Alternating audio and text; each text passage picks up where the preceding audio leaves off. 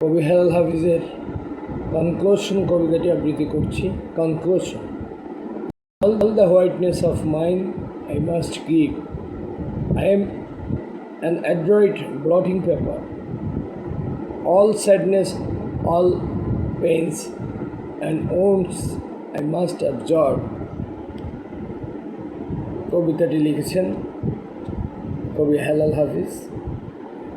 কবিতাটি অনুবাদ করেছেন যুবক অনার্য নামক একজন অনুবাদক। আর কবিতাটি রচনাকাল 24/7/1980, মানে আমার জন্মসাল 1980। উপসংহার, কবিতার বঙ্গানুবাদ হচ্ছে উপসংহার।